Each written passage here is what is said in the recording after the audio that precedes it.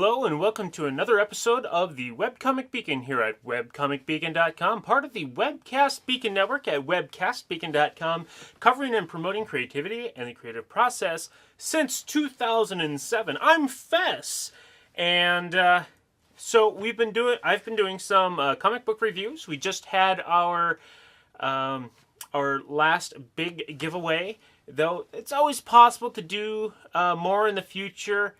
Depending on how well the Webcomic Beacon in this new format goes. If anyone is interested in having their comic reviewed, print or web, there is a frequently asked questions section of the website to which you can figure out how to do that. If you wanted to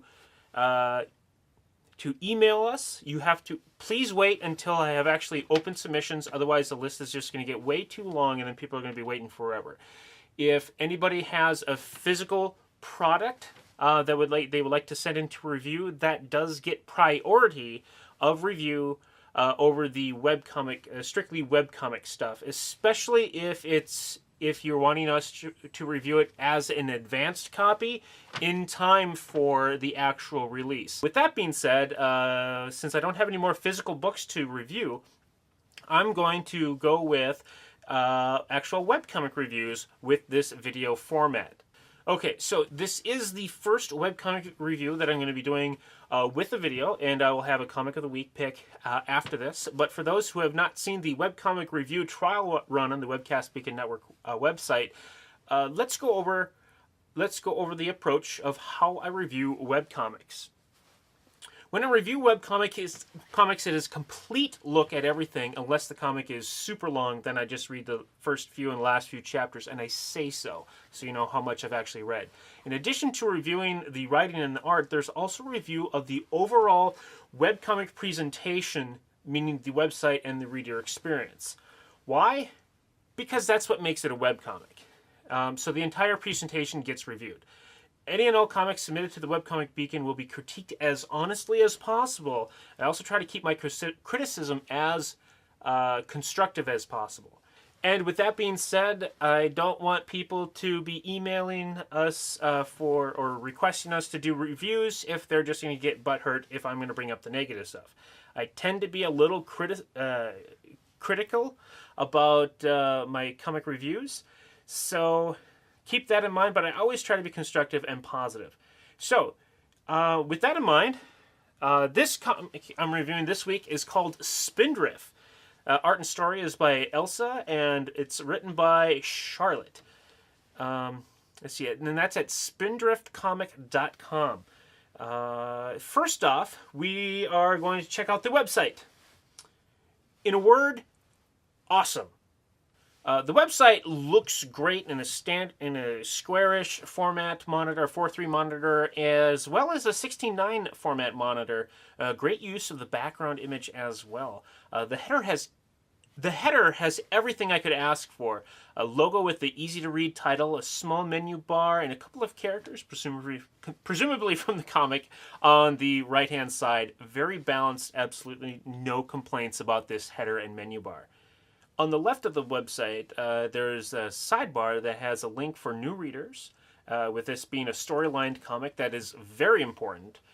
And it's very easy to see and ready for the clicking, and it even has like a sweet comic flicking of animation effect when you hover the mouse over, kind of like how Marvel does their animation thing for the Marvel movie promos. And below that, there's a comic spotlight, spotlighting either a favorite comic of theirs or something, a donate section, and a convention schedule section. Below all of that is where the only website ad goes, followed by the webcomic rotation banner. Straightforward layout and design, though I can't see people bidding too high on the ad spot that low on the page. But it still does partially show along the comic's bottom half, so you can still sort of see it, so maybe it's all right there. The main part of the website is, of course, the comic. The navigation buttons appear to change the URL and the comic image itself, but not the rest of the website. I'm not sure how the coding on the website works, but as for an archive dive, I can tell you minimal loading. It's real quick, real snappy, and you don't have to wait for the page to refresh and readjust itself while you're clicking through. Awesome coding design. I would like to know. I would like to know how that's coded. This is a great design, though it probably doesn't affect the. It might not affect the page views too much if you're concerned about ads. That is, ads and page views and things like that. Okay, let's start looking at the artwork. So the first page is a prologue title page. Looks pretty sweet, but I've been tricked before with title pages with a huge effort on the than what is actually on the comic itself, usually letting me down. So let's flip the page. Okay, some really nice looking landscapes. Lighting and shadows are looking really good. But let's see some actual characters and scenes. Oh, okay. Second page shows me that we are for sure looking at an experienced artist with this comic. Distance, perspective, lighting, shadow, fabric, and other inked details. Whatever isn't drawn is textured with color. It's I really have to say that this. I really have to say I have nothing against the art. It looks great. Faces and bodies look great, either from rendering from learned skill or from using references. But if I may get a little nitpicky here, because I'm Fess, and I'm picky. Nitpicky. Foreground and characters and objects tend to look a little cel-shaded. The only bold black lines tend to be around the edges of characters or objects, while a lot of the inner line work is much softer, so it makes the foreground almost look like they're stickers on top of the background. I also fear that some of the darker shading effects on characters might be a bit much. Like it looks a little too dark, a little too harshly gradient. Though the shading is actually designed well to bring out the contours of like the roundness of an arm or parts of a character's face, things like that. Still, my nitpicking aside, this is great art.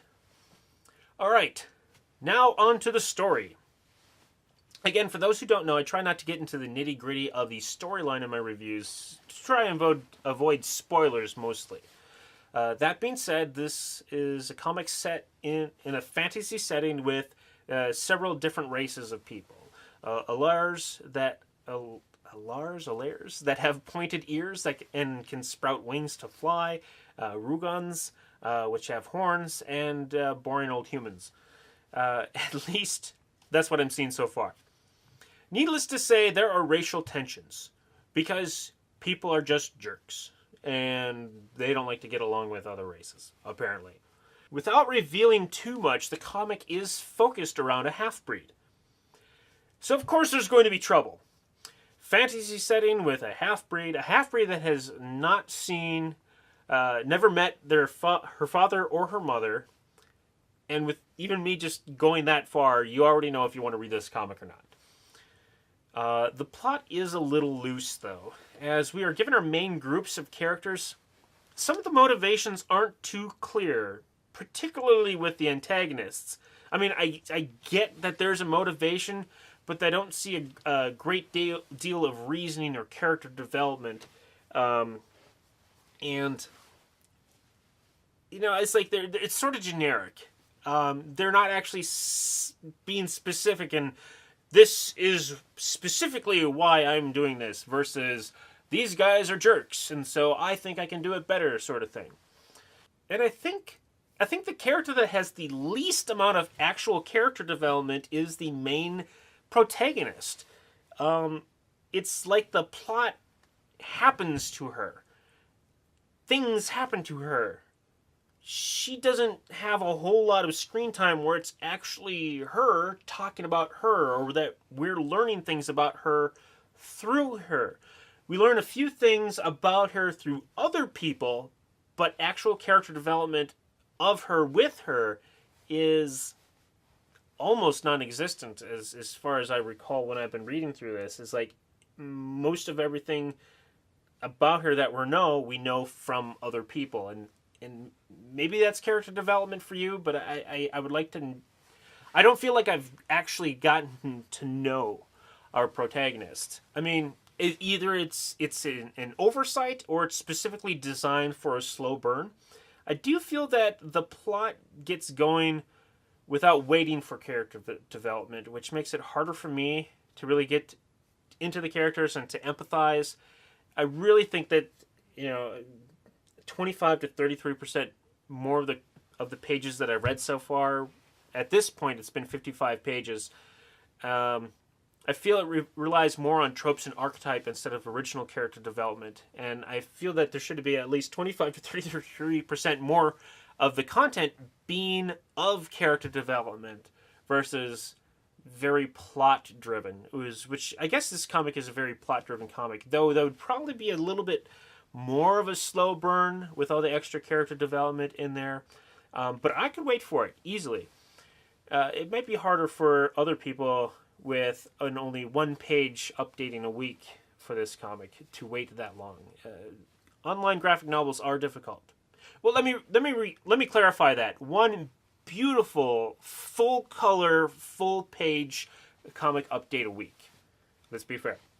Still, after reading all 80 pages as of this review, this comic is going into my current reading bookmarks because the art is really great, and I kind of like to see where things are going to go with this.